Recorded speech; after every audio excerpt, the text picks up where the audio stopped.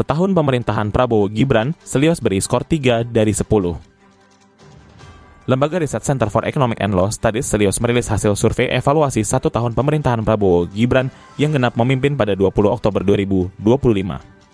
Hasilnya, kinerja pemerintahan mendapat rapor merah dengan skor 3 dari 10, turun dari nilai 5 pada 100 hari pertama. Direktur Kebijakan Publik Selyos, Media Wahyudi Askar, menjelaskan survei melibatkan 1.338 responden di seluruh Indonesia melalui pendekatan expert judgment dan survei publik termasuk 120 jurnalis dari 60 media nasional. Mayoritas responden menilai janji politik hanya dijalankan setengah hati, dengan 56% menyebut hanya sebagian kecil berhasil dan 43% menilai tidak ada yang terpenuhi. Elektabilitas Presiden Prabowo juga turun hingga 34%, mencerminkan menurunnya kepercayaan publik. Publik mendorong reshuffle kabinet, terutama di sektor lapangan kerja, harga kebutuhan pokok, dan bantuan sosial. Sebanyak 72% responden menilai pelaksanaan program pemerintah buruk, dan 80% menilai kebijakan tidak sesuai kebutuhan publik. Kepemimpinan dan komunikasi pemerintah juga dikritik. 64% menilai kepemimpinan buruk, 81% menilai pengelolaan anggaran tidak transparan, dan 91% menilai komunikasi kebijakan sangat buruk. Di bidang hukum, 75% responden menilai penegakan hukum tumpul dan aparat kehilangan independensi.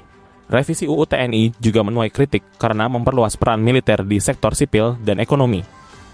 Sebanyak 96% publik mendukung reshuffle kabinet dengan alasan koordinasi antar lembaga tidak serasi 58%, pemberantasan korupsi belum optimal 43%, serta kebijakan ekonomi yang justru membebani masyarakat.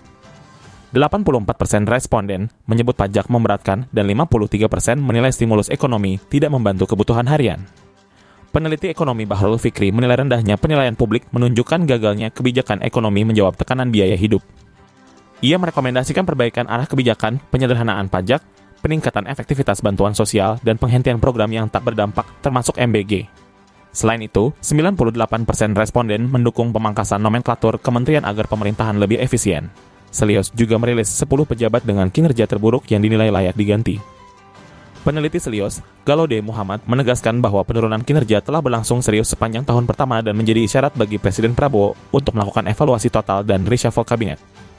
Pemerintah dinilai belum mampu menjawab ketimpangan ekonomi, akses pekerjaan layak, stabilitas harga, dan perlindungan sosial terutama bagi kelompok menengah ke bawah.